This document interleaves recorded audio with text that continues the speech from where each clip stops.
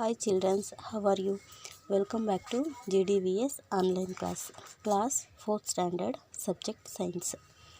Dear children, in the last class we have learnt about the aquatic plants, means water plants. In this class we are going to learn about the fixed plants and underwater plants. Okay, aquatic plants means water plants. Classified 3 types plants: floating plants, fixed plants and underwater plants. Already we learnt floating plants. Now we learn fixed plants and underwater plants. Okay, now I read the lesson. Get ready. Fixed aquatic plants with float. Water lily and lotus are freshwater plants. They have long stems with roots fixed to the bottom of the pond in the muddy soil. Their stems are hollow and light. These plants also have firm, flat and broad leaves. Since these leaves are free floating, they are able to absorb more sunlight. Fixed plant, children. But plants are fixed underwater or deep, but leaves are floating. Plant ಮಾತ್ರ form ಆಗಿ ಅದು ಬಿಗಿಯಾಗಿ ಮಡ್ಡಿ soil ಒಳಗಡೆ ಇರುತ್ತೆ. But leaves ಮಾತ್ರ floating on surface of the water, ನೀರಿನ ಮೇಲ್ಭಾಗದಲ್ಲಿ ತೇಲ್ತಾ ಇರುತ್ತೆ. Only leaves.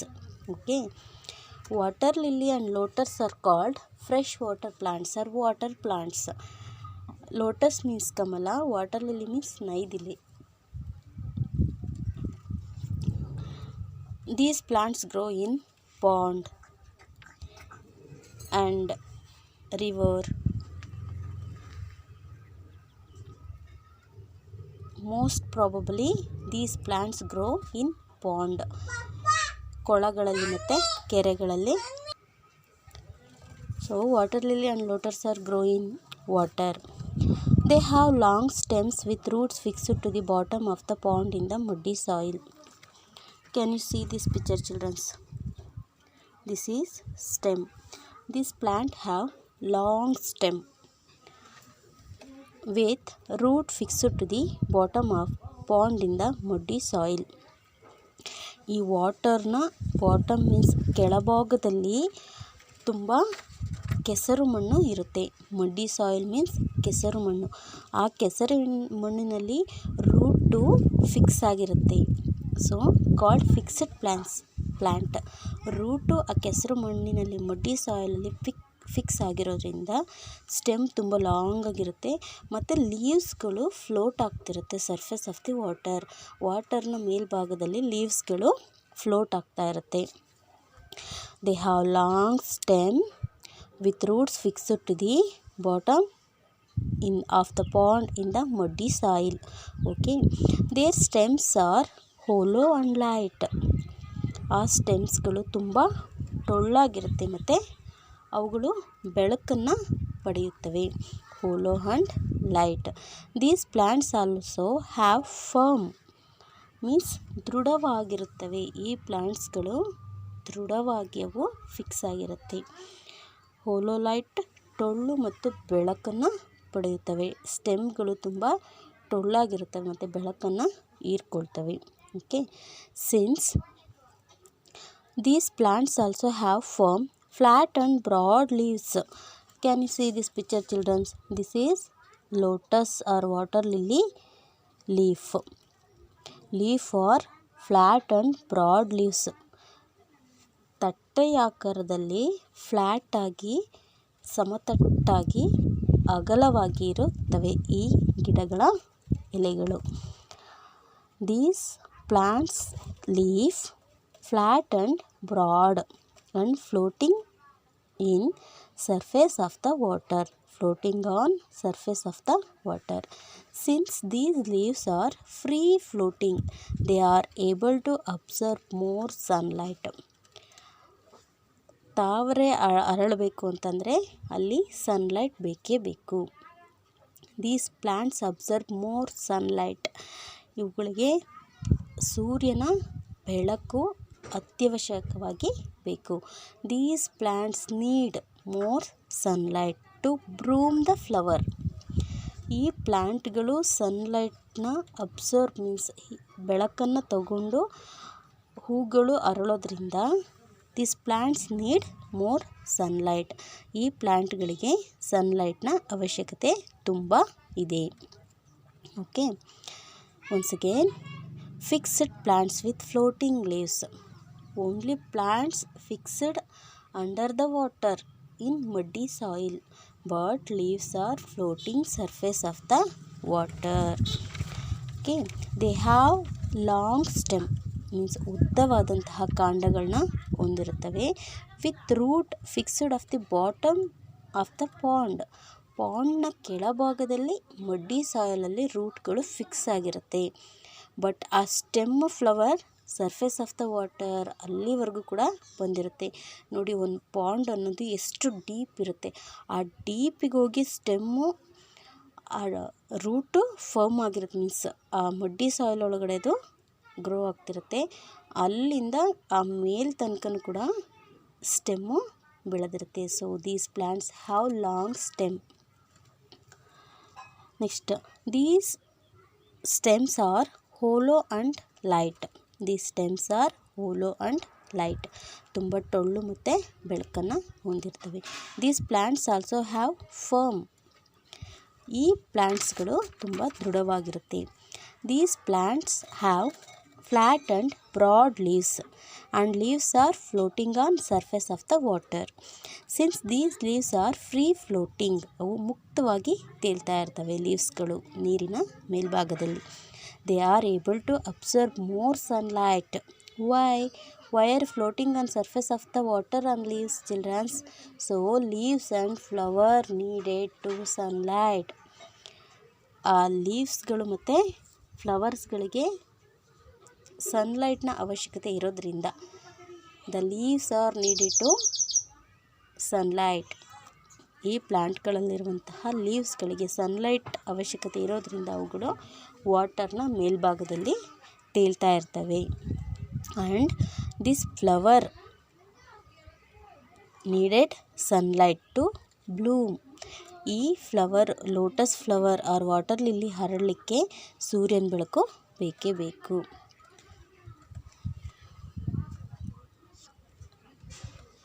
You know one song childrens, ಸೂರ್ಯನ ಕಿರಣ ಚುಂಬಿಸಿ ತಾನೆ ತಾವರೆ ಅರಳಿತು ಅಲ್ವಾ. ನೋಡಿ, ಆ ಸೂರ್ಯನ ಬೆಳಕು ಆ ಹೂವುಗಳ ಮೇಲೆ ಬಿದ್ದಾಗ, ಮೊಗ್ಗುಗಳ ಮೇಲೆ ಬಿದ್ದಾಗ ಆ ಮೊಗ್ಗುಗಳು ಹರಳ್ತವೆ. So lotus and water lily plants needed more sunlight and these plants absorb sunlight. ಅವುಗಳಿಗೆ ಸೂರ್ಯನ ಬೆಳಕು ಅತ್ಯವಶ್ಯಕವಾಗಿರುತ್ತದೆ. Okay, next, underwater are submerged plants. Underwater are submerged plants. So mix ಆಗಿರುವಂತಹ plants underwater. We cannot see these plants, but these plants grow inside of the water.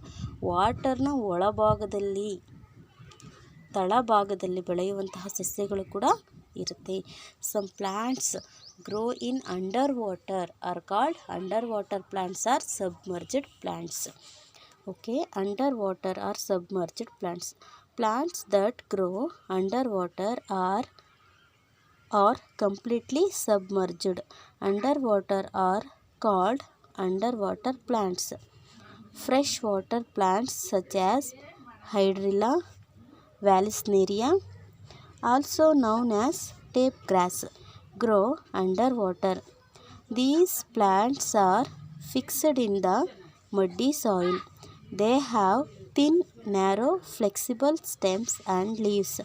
This helps them to bend in the direction of flowing water and not break. The surface of such plants is adapted to exchanging gases dissolved in water since they do not have stomata. Okay, underwater or submerged water. Already I told some plants grow inside the water or underground the water are called underwater plants. Plants that grow underwater are completely submerged underwater called underwater plants. Which plants complete submerged in the water are called underwater or submerged plants. ಕೆಲವೊಂದು ಸಸ್ಯಗಳು ನೀರಿನ ತಳಭಾಗದಲ್ಲಿ ಮುಳುಗಿರುತ್ತೆ. ಅವು growing ಆಗ್ತಿರುತ್ತೆ but ನೀರಿನ ಮೇಲ್ಭಾಗಕ್ಕೆ ಬರೋದಿಲ್ಲ. ಆ ಪ್ಲ್ಯಾಂಟ್ಗಳನ್ನ ನಾವು under water plants ಅಂತೇಳಿ ಕರಿತೀವಿ ಅಥವಾ ಸಬ್ಮರ್ಜ್ಡ್ ಪ್ಲ್ಯಾಂಟ್ಸ್ ಅಂತೇಳಿ ಕರಿತೀವಿ. Okay. Fresh water plants such as hydrilla, Vallisneria. For examples for underwater plants Vallisneria and hydrilla. Vallisneria and hydrilla. Can you see these two pictures, children? This is Vallisneria and this is hydrilla. These plants example for underwater or submerged plants. ಇವುಗಳು ಈ ಪ್ಲಾಂಟ್ಸ್ಗಳಿಗೆ ಉದಾಹರಣೆಗಳು, means examples. Also known as tape grass. ಈ ಪ್ಲಾಂಟ್ಸ್ಗಳನ್ನ ಇನ್ನೊಂದು ನೇಮಿಂದನೂ ಕೂಡ ಕರೀತಾರೆ, known as tape grass. Means ಪಟ್ಟಿಯಾದಂತಹ ಹುಲ್ಲುಗಳು. ಗ್ರಾಸ್ ಮೀನ್ಸ್ ಹುಲ್ಲು. ಟೇಪ್ ರೀತಿಲಿ ಉದ್ದವಾಗಿ ಇವು ಬೆಳೀತಾ ಇದ್ದಾವಲ್ಲ, ಇದಕ್ಕೆ ಟೇಪ್ ಗ್ರಾಸ್ ಅಂತಲೂ ಕೂಡ ಕರೀತಾರೆ. ಅಂಡರ್ ವಾಟರ್ ಪ್ಲ್ಯಾಂಟ್ಸ್ಗಳಿಗೆ ಹೈಡ್ರಿಲ್ಲಾ ಮತ್ತು ವ್ಯಾಲಿಸ್ನೇರಿಯಾಕ್ಕೆ ಅದರ್ ನೇಮ್ ಏನು? Tape grass. Grow underwater. These plants grow underwater. You see, children, that is not surface of the water. This is inside of the water. This is inside of the water. ನೀರಿನ ತಳಭಾಗದಲ್ಲಿ ಇರುತ್ತೆ. Are you seeing the geography channel, childrens? ನಾವು T ವಿನಲ್ಲಿ geography ಚಾನಲ್ಗಳನ್ನ ನೋಡಿದಾಗ foreign ಕಂಟ್ರಿಯವರು ಆಕ್ಸಿಜನ್ನ ಹಾಕ್ಕೊಂಡು ನೀರಿನ ಒಳಭಾಗಕ್ಕೆ ಇಳಿದು ಅಲ್ಲಿ ಸ್ವಿಮ್ಮಿಂಗ್ ಮಾಡೋದನ್ನ ನಾವು ನೋಡ್ತೀವಲ್ವಾ. ಸೊ ಆ ಚಾನಲಲ್ಲಿ ನಾವು ನೋಡ್ತಾ ಇರಬೇಕಾದ್ರೆ ಅವರು ಕ್ಯಾಮ್ರಾ ಸೆರೆ ಹಿಡಿದಿರುವಂತಹ ಪ್ಲಾಂಟ್ಸ್ಗಳನ್ನು ನಾವು ನೋಡ್ತೀವಿ. ತಳಭಾಗದಲ್ಲಿ ಪಾಂಡ್ ಅಥವಾ ಸಮುದ್ರದ ತಳಭಾಗದಲ್ಲಿ, ಪಾಂಡ್, ಲೇಕ್, ಕೊಳಗಳ ತಳಭಾಗದಲ್ಲಿ, ಕೆರೆಗಳ ತಳಭಾಗದಲ್ಲಿ ನಾವು ಹಲವಾರು ರೀತಿಯ ಸಸ್ಯಗಳನ್ನ ಒಳಗಡೆ ನೋಡ್ತೀವಿ. That is not grow upside or surface of the water. ಅವು ನೀರಿನ ಮೇಲ್ಭಾಗದ ತನಕ ಬರೋದಿಲ್ಲ, ನೀರಿನ ಒಳಭಾಗದಲ್ಲೇ ಬೆಳ್ಕೊಂಡಿರುತ್ತೆ. ಅವನ್ನ ನಾವು ಅಂಡರ್ ವಾಟರ್ ಪ್ಲಾಂಟ್ಸ್ ಅಂತೇಳಿ ಕರಿತೀವಿ. ಫಾರ್ ಎಕ್ಸಾಂಪಲ್ಸ್ ವ್ಯಾಲಿಸ್ನೇರಿಯಾ ಮತ್ತು hydrilla. Next, these plants are fixed in the muddy soil. These plants, but fixed plants only fixed root, but these plants fixed in the muddy soil. ಈ ಪ್ಲಾಂಟ್ಸ್ಗಳು muddy ಸಾಯಿಲಲ್ಲಿ fix ಆಗಿರುತ್ತೆ. They have thin narrow flexible stem. You can see this stem, childrens. This is stems. This is long thin narrow stems. Long thin narrow stems means ಇವು ತೆಳುವಾದ, ಕಿರಿದಾದ, ಹೊಂದಿಕೊಳ್ಳುವಂತಹ ಕಾಂಡಗಳು ಮತ್ತು ಎಲೆಗಳನ್ನ ಹೊಂದಿವೆ. They have thin narrow flexible stems and leaves. ಇವುಗಳು ತೆಳುವಾದ, ಕಿರಿದಾದಂತಹ ಕಾಂಡಗಳು ಮತ್ತು ಎಲೆಗಳನ್ನ, ಇಲ್ಲಿಗೆ ಹೊಂದಿಕೊಳ್ಳುವಂತಹ ಎಲೆ ಮತ್ತು ಕಾಂಡಗಳನ್ನ ಹೊಂದಿವೆ. U C long stem and narrow stem. This is stem and leaves. Okay, fixed in the muddy soil. This is muddy soil. This is muddy soil means ಕೆಸರು ಮಣ್ಣಿನಲ್ಲಿ ಅವು ಹೂತ್ಕೊಂಡಿರುತ್ತೆ. ಸಬ್ಮರ್ಜಡ್, ಮುಳುಗಿರುತ್ತೆ. ಯಾವುದರಲ್ಲಿ? ವಾಟರಲ್ಲಿ. Okay, they have thin narrow flexible stem and leaves. This helps them to bend in the direction of flowing water and not break. ಅವುಗಳಿಗೆ ಈ ರೀತಿ narrow flexible ಸ್ಟೆಮ್ನ ಹೊಂದಿರೋದ್ರಿಂದ ಅವುಗಳು water flowing ಆಗೋ ದಿಕ್ಕಿಗೆ ಬಾಗಲಿಕ್ಕೆ ಹೆಲ್ಪ್ ಆಗುತ್ತೆ. ಈಗ ನೋಡಿ ಇಲ್ಲಿ. ಸೊ ದಿಸ್ ಈಸ್ ಕರ್ವ್ಡ್, ಅಂಕುಡೊಂಕ ಕಾಣಿಸ್ತಿದೆ ಅಲ್ವಾ. ಸೊ ಈ ರೀತಿ ಇದ್ದಾಗ ವಾಟರ್ ಫ್ಲೋಯಿಂಗ್ ಮೀನ್ಸ್ ನೀರು ಹರಿತಾ ಇರಬೇಕಾದ್ರೆ, ಈಗ ಪ್ಲ್ಯಾಂಟ್ ಒಂದು ಕಡೆ ಇರುತ್ತೆ ಅಂದ್ಕೊಳ್ಳಿ, ವಾಟರ್ ಈ ಕಡೆಯಿಂದ ಹರ್ಕೊಂಡು ಬರ್ತಾ ಇದೆ ಅಂದಾಗ ಈ ನ್ಯಾರೋ ಆ್ಯಂಡ್ ತಿನ್ ಫ್ಲೆಕ್ಸಿಬಲ್ ಸ್ಟೆಮ್ ಆಗಿಲ್ಲ ಅಂತಂದರೆ ನೀರು ಬರೋವಂಥ ಫೋರ್ಸಿಗೆ ಹರಿಯುವಂಥ ಫ್ಲೋಯಿಂಗ್ ವಾಟರ್ ಹರಿಯುವಂತಹ ಫೋರ್ಸಿಗೆ ಏನಾಗುತ್ತೆ, ಪ್ಲ್ಯಾಂಟ್ ಬೆಂಡ್ ಆಗುತ್ತೆ ಅಥವಾ ಮುರ್ಕೊಳ್ಳುತ್ತೆ ಅಲ್ವಾ. ಸೊ ಬೆಂಡ್ ಮೀನ್ಸ್ ಬಾಗೋದು. ಈಗ ಪ್ಲ್ಯಾಂಟ್ಸ್ ಇಲ್ಲಿ ಫಾರ್ಮ್ ಆಗಿ ನಿಂತಿದೆ ಅಂದಾಗ ಇಲ್ಲಿ ವಾಟರ್ ಈ ದಿಕ್ಕಿನಿಂದ ಡೈರೆಕ್ಷನಿಂದ ಈ ಕಡೆ ದಿಕ್ಕಿಗೆ ಹರಿತಿದೆ ಅಂದಾಗ ಅವೇನಾಗುತ್ತೆ, ಬಾಗುತ್ತೆ ಅಥವಾ ಈ ರೀತಿ ಮುರ್ಕೊಳ್ಳುತ್ತೆ. ಬಟ್ ಇದು ಈ ರೀತಿ ಸ್ಟೆಮ್ನ ಹೊಂದಿರೋದ್ರಿಂದ this help them to bend in the direction of flowing water and not break. ಇವುಗಳು ಬೆಂಡ್, ಈಗ ವಾಟರ್ ಈ ದಿಕ್ಕಿನಿಂದ ಹರಿದು ಬರ್ತಾ ಇದೆ ಅಂದಾಗ ಇವು ತಿನ್ ನ್ಯಾರೋ ಫ್ಲೆಕ್ಸಿಬಲ್ ಸ್ಟೆಮ್ನ ಹೊಂದಿರೋದ್ರಿಂದ ಈ ದಿಕ್ಕಿಗೆ ಈ ರೀತಿ ಬಾಗ್ಕೊಳ್ಳುತ್ತೆ, ನಾಟ್ ಬ್ರೇಕ್, ಮುರಿದು ಹೋಗಲ್ಲ. ಈಗ ವಾಟರ್ ಈ ಕಡೆಯಿಂದ ಹರಿದು ಬರ್ತಿದೆ ಅಂದಾಗ ಇದು ತಿನ್ ನ್ಯಾರೋ ಫ್ಲೆಕ್ಸಿಬಲ್ ಸ್ಟೆಮ್ ಆಗಿರೋದ್ರಿಂದ ವಾಟರ್ ಈ ಕಡೆಯಿಂದ ಬರ್ತಿದೆ ಅಂದಾಗ ಇದು ಕೂಡ ಹೀಗೆ ಬಾಗುತ್ತೆ, ಬಟ್ ನಾಟ್ ಬ್ರೇಕ್, ಮುರಿಯೋದಿಲ್ಲ. The surface of such plants is adapted to exchange gases dissolved in water since they do not have stomata. Plants are living things. Plants need air to breathe. Okay, but the surface of such plants is adapted to exchanging gases dissolved in water. But water is many gases dissolved in water and exchanging since they do not have stomata. ಈ ವಾಟರಲ್ಲಿ ಹಲವಾರು ರೀತಿಯಾದಂತಹ ಅನಿಲಗಳು ಕರಗಿ ವಿನಿಮಯ ಮಾಡಿಕೊಳ್ಳೋದ್ರಿಂದ ಇವುಗಳಿಗೆ stomata ಅವಶ್ಯಕತೆ ಇಲ್ಲದೆ ಇರೋದ್ರಿಂದ they do not have stomata. ಇವುಗಳಲ್ಲಿ ಸ್ಟೊಮ್ಯಾಟ ಕಂಡು ಬರೋದಿಲ್ಲ.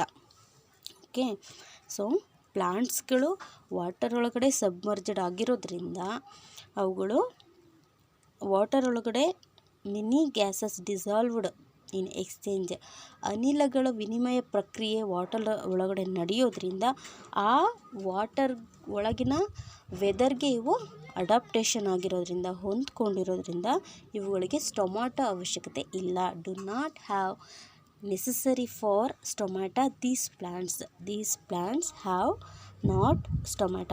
ಇವುಗಳಿಗೆ ಸ್ಟೊಮ್ಯಾಟ ಅವಶ್ಯಕತೆ ಇಲ್ಲದೆ ಇರೋದ್ರಿಂದ ಈ ಪ್ಲ್ಯಾಂಟ್ಸ್ಗಳಲ್ಲಿ ಸ್ಟೊಮ್ಯಾಟ ಇಲ್ಲ. Okay, the surface of such plants is adapted to exchanging gas dissolved in many water since they do not have stomata.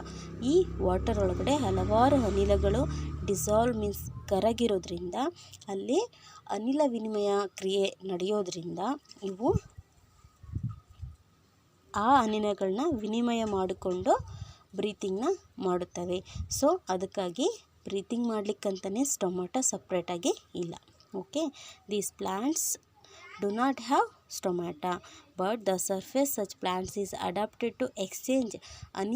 ಅನಿಲ ವಿನಿಮಯ ಪ್ರಕ್ರಿಯೆಯಲ್ಲಿ ಅವು ಹೊಂದಿಕೊಂಡಿರೋದ್ರಿಂದ ನೀರಿನೊಳಗಡೆ ಹಲವಾರು ಅನಿಲಗಳು ಕರಗಿರೋದ್ರಿಂದ gases dissolved in water since. So ಅನಿಲ ವಿನಿಮಯ ಪ್ರಕ್ರಿಯೆ ಅದರೊಳಗಡೆ ನಡೆಯೋದ್ರಿಂದ ಆ ವೆದರ್ಗೆ ಅವುಗಳು ಹೊಂದ್ಕೊಂಡಿರೋದ್ರಿಂದ ಸ್ಟೊಮ್ಯಾಟ ಅವಶ್ಯಕತೆ ಇಲ್ಲ. Okay, this topic today homework children's. What are underwater plants? Okay, and write the examples for fixed plants and underwater plants. What are underwater plants? Write the examples. Underwater plants ಅಂದರೆ ಏನು ಅದಕ್ಕೆ ಎಕ್ಸಾಂಪಲ್ಗಳನ್ನ write ಮಾಡಿ. And write the only examples for fixed ಪ್ಲಾಂಟ್ಸ್ಗಳಿಗೆ ಎಕ್ಸಾಂಪಲ್ಸ್ಗಳನ್ನ ಮಾತ್ರ write ಮಾಡಿ. Okay, thank you children's.